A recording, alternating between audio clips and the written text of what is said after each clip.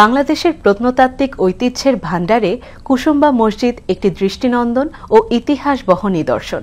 স্থাপত্য শৈলী, খোদাই করা পাথরের কারুকাজ ও ঐতিহাসিক প্রেক্ষাপটে এই মসজিদ শুধু একটি ধর্মীয় উপাসনালয় নয়, এটি হয়ে উঠেছে এক অনন্য সাংস্কৃতিক ঐতিহ্য ও পর্যটন আকর্ষণ। চলুন বন্ধুরা, আজ ঘুরে আসি সেখান থেকে। নওগাঁ জেলা সদর থেকে প্রায় ৩৫ কিলোমিটার দূরে মান্দা উপজেলার কুসুম্বা গ্রামে অবস্থিত এক মনোমুগ্ধকর স্থাপত্য কুসুম্বা মসজিদ, যা স্থানীয়ভাবে কালাপাহাড় নামেও পরিচিত। এটি বাংলাদেশের অন্যতম উল্লেখযোগ্য প্রাচীন মসজিদ এবং একটি গুরুত্বপূর্ণ প্রত্নতাত্ত্বিক নিদর্শন। মসজিদের প্রধান প্রবেশপথের উপরে স্থাপিত আরবি শিলালিপি থেকে জানা যায় মসজিদটি নির্মিত হয় ৯৬৬ হিজরিতে। তখন ভারত উপমহাদেশে শেরশাহ সূরির শাসনামলের অন্তিম সময় এবং বঙ্গের সুলতান গিয়াসউদ্দিন বাহাদুর শাহ তখন ক্ষমতায়।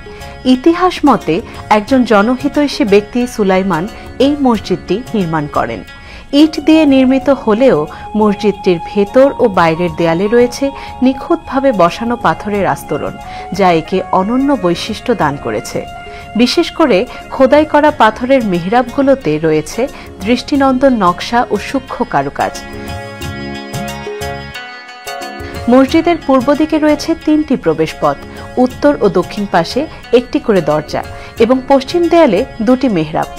উত্তরের একটি উঁচু প্ল্যাটফর্ম, যা সমাজের উচ্চপদস্থ ব্যক্তিদের নামাজ আদায়ের জন্য ব্যবহৃত হতো বলে ধারণা করা হয়। ১৮৯৭ সালের ভূমিকম্পে মসজিদটি ব্যাপকভাবে ক্ষতিগ্রস্ত হলেও এর কাঠামো আজও দৃঢ়ভাবে দাঁড়িয়ে আছে, যা স্থাপত্য শিল্প ও নির্মাণ কৌশলের নিদর্শন বহন করে। নওগাঁ শহর থেকে সহজেই বাসে করে এই ঐতিহাসিক মসজিদে যাওয়া যায়। এটি শুধু মুসল্লিদের উপাসনালয় নয়, ইতিহাস প্রেমী ও পর্যটকদের জন্য এক অনন্য গন্তব্য, যেখানে অতীতের ছোঁয়া মিশে আছে প্রাচ্যের সৌন্দর্যে।